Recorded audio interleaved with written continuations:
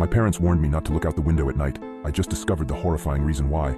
Ever since I was a baby, my parents always told me, don't look out the window at night. I always asked them why, but they would just shrug it off with a creepy smile. As I grew older, I stopped questioning it, but I just never could have guessed the horrifying secrets my parents were hiding. Everyone in my town also followed this weird tradition, so I thought it was normal.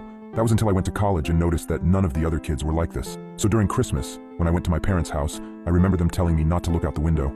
I gave them a smile and a small chuckle before telling them I wouldn't. However, curiosity struck me the moment they left the room. As I lay in the dark, I came to a decision. I was going to look out of the window. Just as my hand came to the sheer white curtain of the guest room, I paused. My mind flashed to that one time when I was 12. My parents were talking in the kitchen. I was home with the flu and was about to make my way to the sink for some water, but I stopped at the doorway. I hid behind the wall, peeking my head out from the doorway just an inch. My mother was crying and my father was holding her and rocking. That poor little girl. I feel horrible for her family, whispered my mother.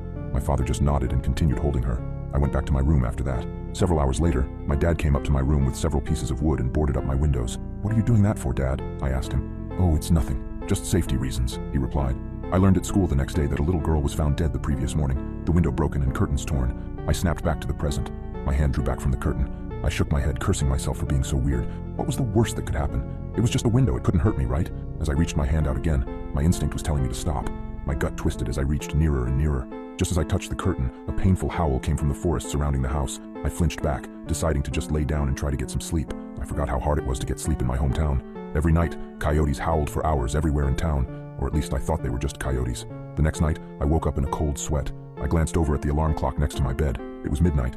I groaned and sat up in bed. A low growling sound from outside of my bedroom window.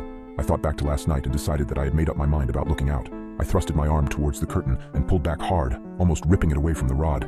I flattened myself against the wall next to the bed for a moment before I put one eye in front of the window. I immediately regretted my decision as I heard claws clacking up the house. I flung myself out of bed, tumbling on the floor. I stood up and got back up on the bed. I stuck my face closer to the window as the clacking got closer and closer. It suddenly stopped for a second before the most terrifying creature popped up from outside, emitting a horrible shriek as it did so. I can never forget its face, the way the hollow eyes oozed some kind of black substance, like tar, and the way its lips were pulled back into a gruesome grin, the teeth blood-stained and razor-sharp.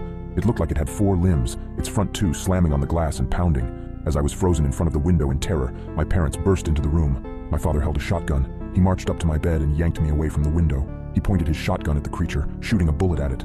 The thing scrambled away, leaving the window almost completely shattered. "Damn it, son, it was a simple task. Just don't look out the window. How hard is that?" My dad shouted at me. I wasn't processing his words. I was sitting on the floor, arms and legs splayed everywhere in utter shock. What the hell had I just seen? My mother ran to the bedroom door. She had tears in her eyes. "Is everyone all right?" she asked. "Yeah, we're fine. We still gotta get that creepy effing monster